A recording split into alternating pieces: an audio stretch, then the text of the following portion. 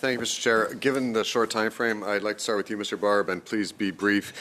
You mentioned that your shop is not the one that deals specifically with the issue of emissions, but you did say what maybe is a throwaway comment that parrots Liberal MPs and ministers that they are on track to meet the 2030 targets, despite the Auditor General's office, more specifically the Environment Commissioner, saying that that is simply not true, as my colleague Ms. Collins had mentioned. So my question is it the radical Liberal Environment Minister and his government that's misleading Canadians, or the non-partisan Environment Commissioner?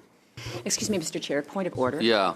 I don't see Mr. Barb really being able to answer that. Yeah, that's not a fair question. Thank you. But Mr. Barb, maybe you want to say something else about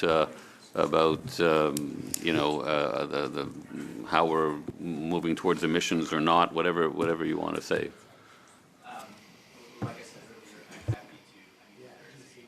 A question. I'm happy to take it back to my the climate change branch. Writing. Now, each of you, I believe, at one point or another mentioned the real economy.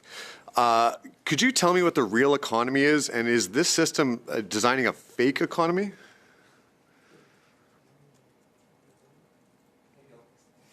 Sure. I use the term to make a distinction between entities that would use the taxonomy or be required to disclose versus financial intermediaries which assist in doing the transactions.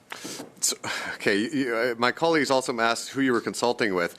You consulted almost entirely internally. Have you consulted people that deal in the real economy? Anybody in the business community, in the banking community, like you in the pension fund, you talked about dealing with other levels of governments. Who have you consulted with in the real economy? Council did a whole host of consultations across the country. I could get you a list in writing. Yeah, could you send us a list in writing, maybe? Thank you. Sure. Mr. Chair, could I ask for a point of clarification? I'm just wondering if perhaps some of our experts could explain the difference between the real economy and the financial sector to Mr. Leslie, because he doesn't seem to understand that. You could use your time to ask that question, but we know that in economics there's the real economy and then there's the money economy, and the money economy makes the real economy go around. But I stopped the clock. You have a minute left, Mr. Leslie. Thank you, Mr. Chair. Now, have the departments done an analysis with the new incoming U.S. president on whether or not you expect a taxonomy scheme to be developed in the United States, and what competitive disadvantage that might put Canadians at?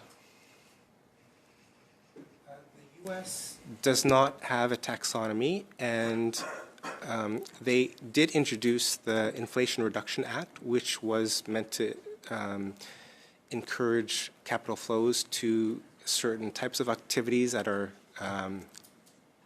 aligned with the sort of green and transition. I would imagine, although I haven't heard about the new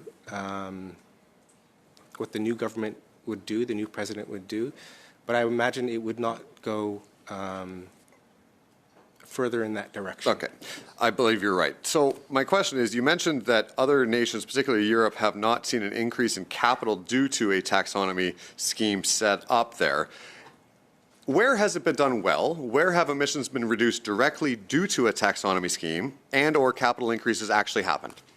Sorry, we're out of time, unfortunately.